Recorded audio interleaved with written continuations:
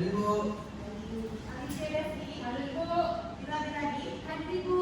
Sama Syahida. Hadir Ibu. Tika Novita. Tidak hadir ya? Hadir Ibu. Nah, anak-anak, sebelum kita memasuki materi kita pada sore hari ini, ada dapat ingat tidak? Minggu lalu kita mempelajari tentang materi apa? Ibu. Iya, Rama. Tentang eksperimen. Betul sekali, Rama. Jadi minggu lalu kita mempelajari tentang teks cerpen. Nah, dalam teks cerpen ini kita mempelajari tentang apa saja, anak-anak?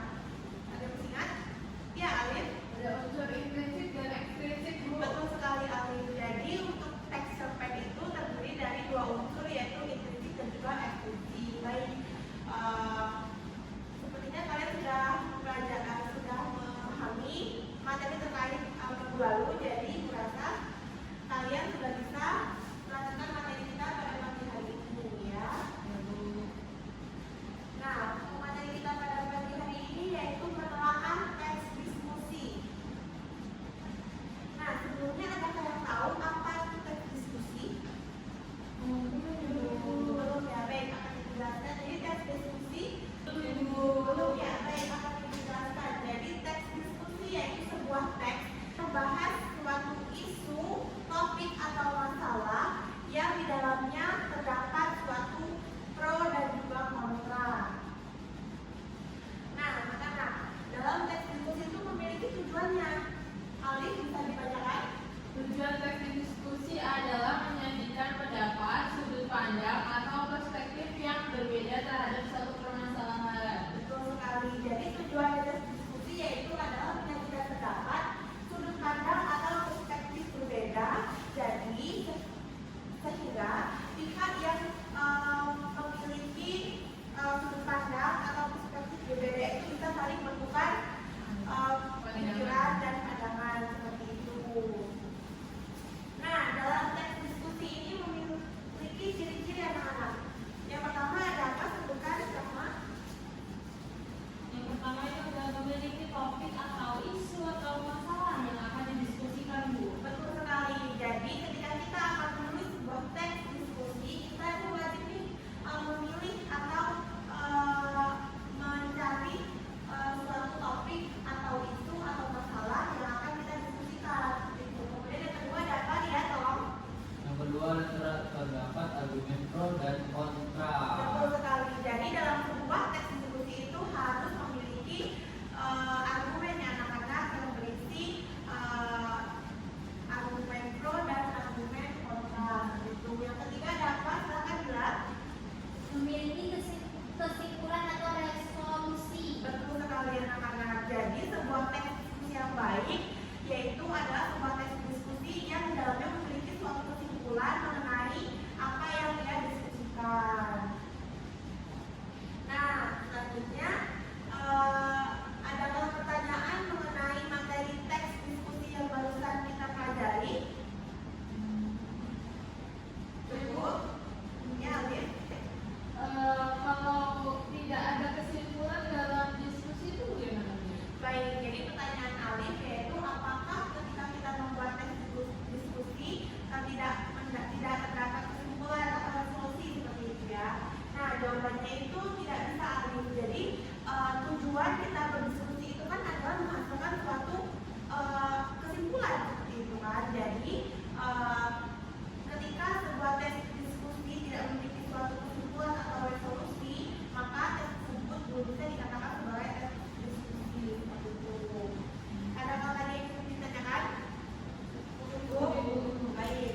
Jika cukup, dirasa kalian sudah paham, maka itu akan memberikan tugas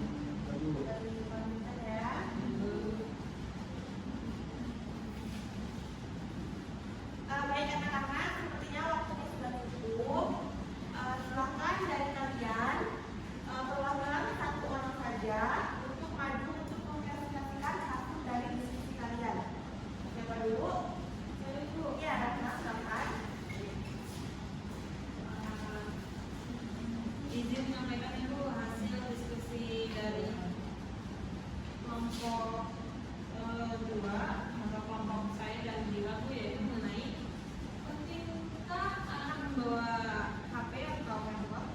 Jadi pada bagian pendahuluan kami masukkan gawai adalah sebuah perangkat yang digunakan untuk mempermudah manusia dalam urusan komunikasi. Nah, biasanya komunikasi sama tetapi juga digunakan untuk membantu keperluan manusia lainnya.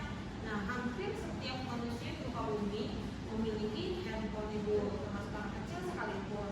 Nah, lalu pihak yang mendukung atau pihak yang pro terhadap pemberian HP kepada anak-anak menganggap bahwa dengan adanya komunikasi ini orang tua menjadi lebih mudah dalam memantau ataupun mengawasi kondisi anaknya kapanpun dan dimanapun. Selain itu, adanya HP atau smartphone yang juga membuat anak lebih mudah mengakses informasi-informasi di luar sana. Seperti itu. Lalu pemberian HP untuk anak-anak sebenarnya tidak wajib. Namun juga memang sangat diperlukan orang tua harus memberikan pengawasan. Pengawasan itu pasti kepada anaknya. Orang tua harus mengetahui apa saja yang diakses oleh anaknya dan selalu mengingatkan hal-hal baik yang boleh diakses dan hal buruk yang tidak boleh diakses oleh anaknya agar anak tersebut tidak terjerumus ke hal-hal yang negatif. Terus sekali Tangan kepada kelompok merah pada Dila. Baik, selanjutnya Alif. Baik,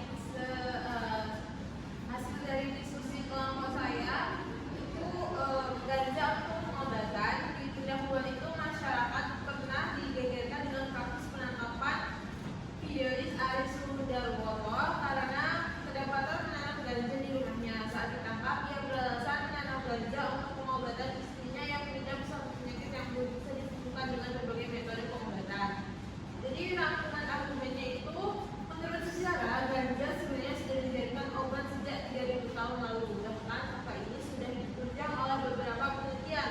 Beberapa hasil studi juga mengungkapkan ganja dapat menjadi alternatif pengobatan di dunia medis. Hingga saat ini, penggunaan ganja sebagai kepentingan medis masih menjadi perdebatan. Mereka beranggapan bahwa ganja termasuk jenis narkoba yang berbahaya untuk digunakan.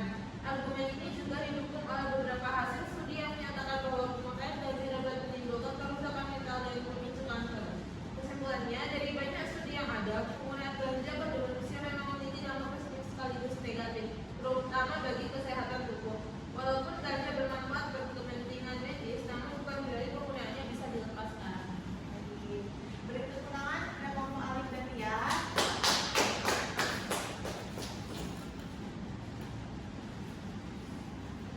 Nah, anak-anak, jadi baru sekali ya dirasa kalian sudah memahami tentang materi untuk menelaah isi tes dari diskusi ini ya. Dirasa biar semua sudah memahami. Jadi untuk minggu depan kita akan memasuki materi selanjutnya. Baik untuk materi kita, baik untuk pembelajaran kita pada sore hari ini. Mungkin ibu cukupkan. Sebelum ibu akhiri, mari kita berdoa menurut kepercayaan dan keyakinan masing-masing. Untuk ketua kelas silakan untuk memimpin. Untuk pembelajaran pada pagi ini, mari kita berdoa sesuai dengan agama dan kepercayaan masing-masing. Berdoa dimulai. Berdoa selesai. Baik, ibu akhiri. Wassalamualaikum warahmatullahi wabarakatuh. Waalaikumsalam warahmatullahi wabarakatuh. Terima kasih, Bu.